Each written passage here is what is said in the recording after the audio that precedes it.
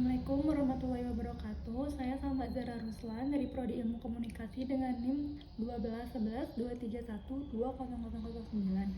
Di sini saya akan menjelaskan tentang fact finding, planning, actuating, and communication evaluation pada public relation. Istilah fact finding tidak umum dalam terminologi public relation.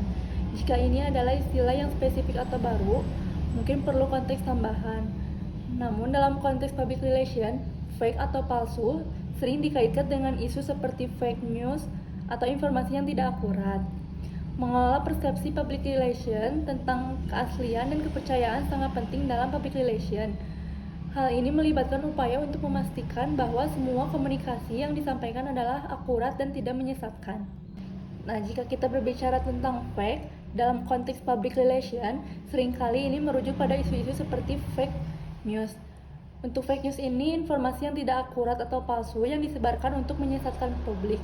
Ini bisa menjadi masalah besar dalam public relation karena bisa merusak reputasi dan kredibilitas organisasi. Yang kedua, ada greenwashing, yaitu praktik di mana suatu organisasi berpura-pura lebih ramah lingkungan dari yang sebenarnya untuk menarik konsumen yang peduli lingkungan. Dan yang ketiga ini ada manipulasi media, yaitu mengubah atau memanipulasi informasi untuk menyajikan gambaran yang berbeda dari kenyataannya. Berikut ini ada beberapa contoh tentang fake news, greenwashing, dan manipulasi media. Yang pertama itu ada fake news. Berita palsu tentang vaksin yang menyebutkan bahwa vaksin COVID-19 ini mengandung chip pelacak yang dirancang oleh pemerintah. Berita ini sering disebarkan melalui media sosial atau situs web yang tidak terverifikasi. Meskipun tidak berdasar dan salah, berita semacam ini menyebabkan kebingungan dan ketidakpercayaan di kalangan publik, serta menimbulkan keraguan tentang keamanan vaksin tersebut. Yang kedua ini ada contoh tentang greenwashing, yaitu sebuah perusahaan minyak besar mengklaim bahwa produk-produk mereka dibuat dengan bahan-bahan yang ramah lingkungan dan proses yang berkelanjutan. Padahal sebenarnya hanya sebagian kecil dari operasional mereka yang ramah lingkungan. Misalnya perusahaan tersebut mungkin hanya mengubah kemasan produk menjadi lebih hijau atau menggunakan istilah seperti eco-friendly, tanpa benar-benar mengubah praktik produksinya yang merusak lingkungan. Yang ketiga ini contoh dari manipulasi media, yaitu sebuah perusahaan dapat memanipulasi gambar atau video untuk menunjukkan produk mereka dalam cahaya yang lebih baik daripada kenyataannya. Misalnya, mereka mungkin menggunakan teknik editing untuk menghapus cacat dari produk dalam iklan, atau memanipulasi foto untuk membuat produk terlihat lebih besar atau lebih menarik daripada yang sebenarnya. Manipulasi semacam ini menyesatkan konsumen dan mempengaruhi keputusan pembelian mereka.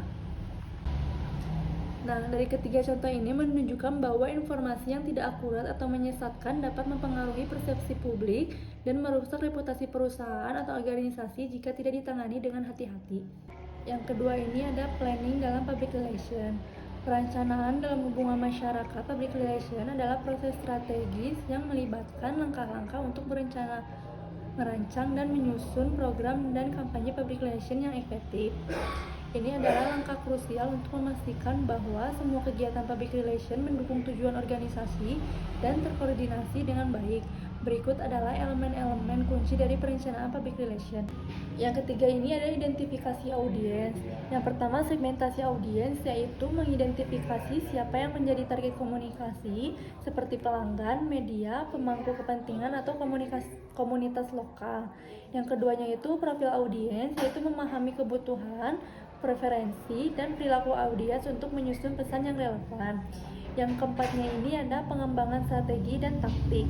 Yang pertama, strategi, yaitu menentukan pendekatan umum untuk mencapai tujuan public relation. Ini melibatkan pemilihan metode komunikasi yang paling efektif, seperti kampanye media sosial, acara, atau siaran pers.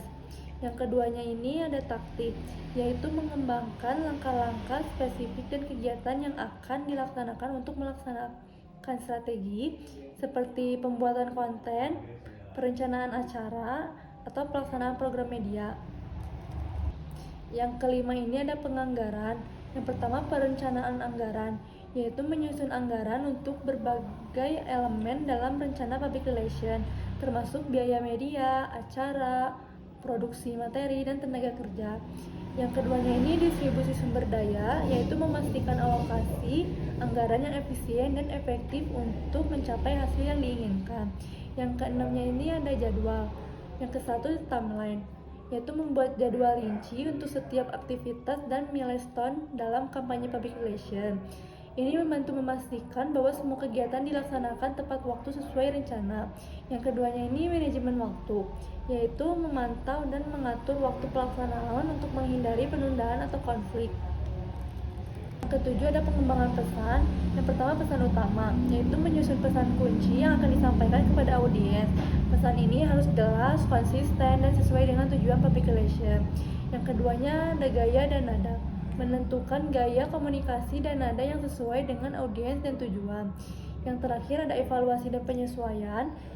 Kriteria evaluasi menentukan bagaimana keberhasilan rencana public relation akan diukur. Ini dapat mencakup metrik seperti tingkat liputan media, feedback audiens, atau pencapaian tujuan yang telah ditetapkan. Terus ada penyesuaian, menyusun rencana untuk mengevaluasi dan menyesuaikan strategi jika diperlukan berdasarkan hasil dan umpan balik yang diterima. Yang ketiga ada actuating dalam public relation. Dalam konteks hubungan masyarakat public relation, actuating merujuk pada tahap pelaksanaan dari perencanaan public relation. Ini adalah fase di mana strategi dan taktik yang telah direncanakan dijalankan dalam praktik untuk mencapai tujuan yang telah ditetapkan. Proses ini mencakup beberapa aspek penting, yaitu yang pertama ini ada eksekusi kampanye. Di eksekusi kampanye ini ada pelaksanaan aktivitas, yaitu mengimplementasikan berbagai aktivitas public relation sesuai dengan rencana, seperti peluncuran kampanye media sosial, penyelenggaraan acara, atau distribusi siaran pers. Terus koordinasi tim, yaitu mengatur dan mengelola tim public relation dan pihak terkait lainnya untuk memastikan bahwa semua kegiatan dilaksanakan dengan baik. Yang keduanya itu ada pengelolaan komunikasi.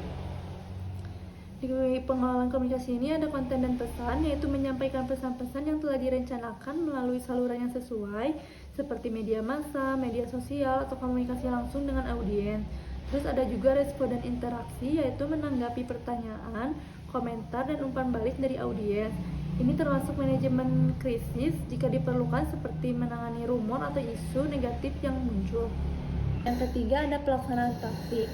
Implementasi taktik menjalankan taktik spesifik yang telah direncanakan, seperti mengatur konferensi pers, meluncurkan iklan, atau mengadakan acara komunitas. Terus ada pengawasan dan penyesuaian, yaitu memantau pelaksanaan kegiatan secara real time untuk memastikan semuanya berjalan sesuai rencana dan melakukan penyesuaian jika terjadi masalah atau perubahan situasi. Yang keempat ini ada koordinasi dengan stakeholder. Hubungan dengan pihak ketiga, berkoordinasi dengan media, influencer, atau mitra lain yang terlibat dalam kampanye untuk memastikan bahwa semua pihak memahami peran mereka dan bekerja sama secara efektif. Terus ada komunikasi internal juga, yaitu memastikan bahwa semua anggota tim internal dan departemen lain dalam organisasi memahami dan mendukung kegiatan public relation yang sedang dilaksanakan. Yang kelima ini ada pemantauan dan evaluasi sementara. Pemantauan kinerja, mengawasi kinerja kegiatan public relation saat berlangsung untuk mengevaluasi apakah kegiatan tersebut mencapai hasil yang diinginkan.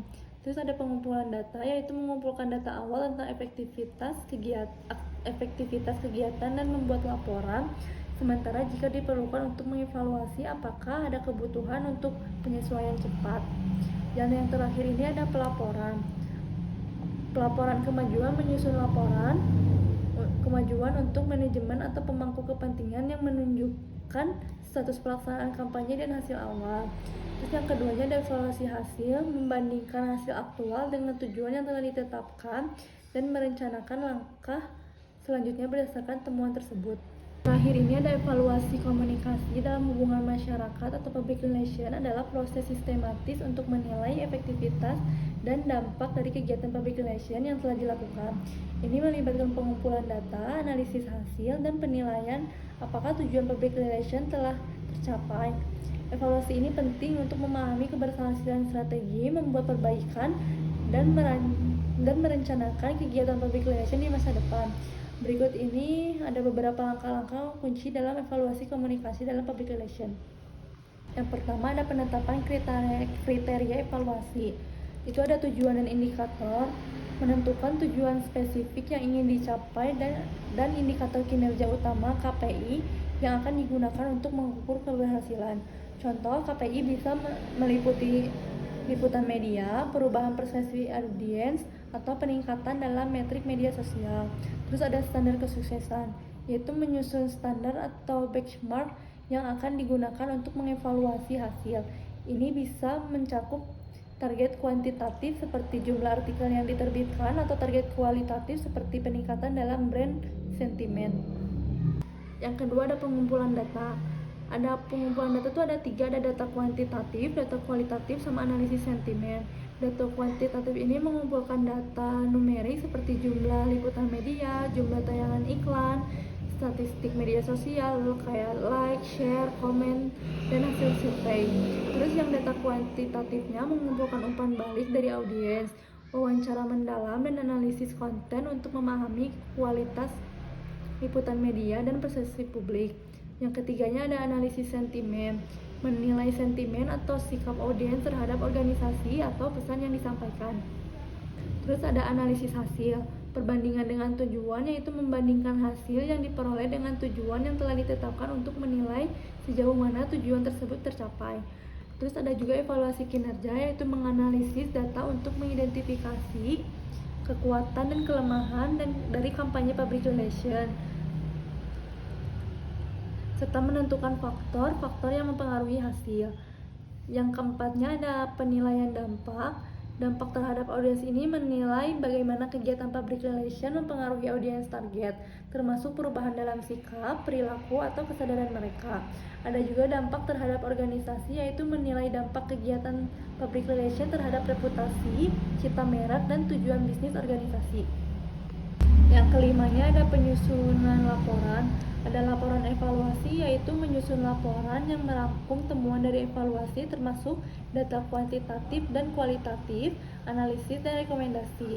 Terus ada juga umpan balik, yaitu menyediakan umpan balik kepada tim public relation dan manajemen tentang hasil kampanye dan area yang memerlukan perbaikan.